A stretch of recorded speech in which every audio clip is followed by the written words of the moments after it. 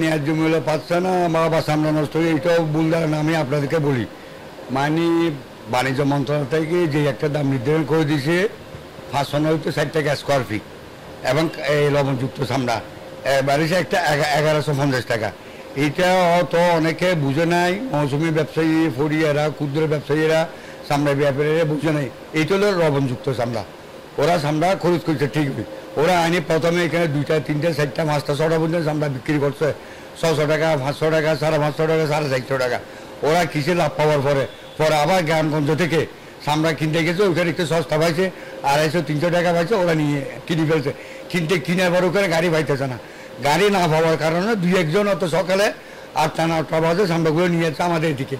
এইদিকে আনার পর এখানে তো সবাই চামড়াগুলো খরচ করে ফেলছে। চামড়াগুলো খরচ করে আপনার ট্যানারে মালিক, ওইখানে যদি ট্যানারি অ্যাসোসিয়েশনের ট্যানারি মালিকদের ডাকি একসাথে বসে যদি চামড়ার দামটা নির্ধারণ করে দিলে, তাহলে নির্ধারণ করার পর ট্যানারি মালিকদের অ্যাসোসিয়েশনের মাধ্যমে যদি দামটা নির্ধারণ করতো 560 টাকা আমরা লবণযুক্ত কিনবো এবং 1150 টাকা কিনবো, তাহলে আমরা যে এই আশা পর্যন্ত এই পর্যন্ত এই দামটা নির্ধারণ করে ওই দামে ওরা চামড়াগুলো খরচ করে না।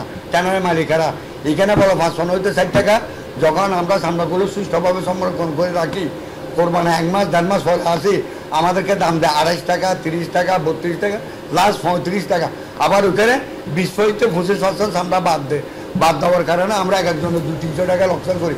করতে করতে আমরা 112 জন সদস্য ছিলাম, এই পর্যন্ত সবাই দলীয় হয়তো মাত্র 30 জন 40 জন চলে যাচ্ছে। আসলে এটা চামড়া হইলে লবণ আসিল নেই, আর যারা এই ডাহাইওয়ালা মাল লাগি ইতারা 1 কোটি 2 কোটি 3 কোটি টাকা পাইব, ইতারা টেয়া ন দেয়। তো ইতারা মাল কেন কানেকশন করিব? কানেকশন করিবার কোনো প্রশ্নই নয়। আর দ্বিতীয় হতলে মানুষ এটা মাল লই বিভিন্ন জায়গার তো আসছে, দূর দূর তুন মানুষ রাঙামাটি তুন হয়ে চলেছে, হারাচুরি তুন রাঙামাটি তুন ফটিকছড়ি লোজন চারিমিকেন চামড়া এটা আইনে গিফট খাইনি। ইতারা তো লইবের দূর ক্যাপাসিটি নাই, যে দূর ক্যাপাসিটি আছিল এর দূর লই ইতারা যেত মাল তো আগে লেভেলি ই নাই নিতে পরে এত তো মাল লইবের আর ক্ষমতা নাই। আর মানুষও 5,000 মানুষ এই চামড়ার তুন মানুষের দাম বেশি।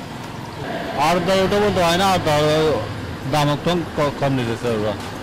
এখন আমরা এটা কিনছি আমি 150 টাকা দিয়ে, ঠিক আছে 150 টাকা দিয়ে নিছি। আমরা বাস আছে তো বাসের সাথে এটা লবণ দিয়ে রাখলে পরবর্তী দাঁড়ে 100 টাকা তুলবে, দাম বাড়বে 100 টাকা, ঠিক আছে।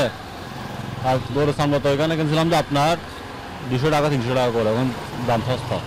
এখন কত বলে ওরা আরব দ্বারা কিরকম দাম থাকতেছে? এখন মোট কথা আমরা আর নিতেছি না চামড়া।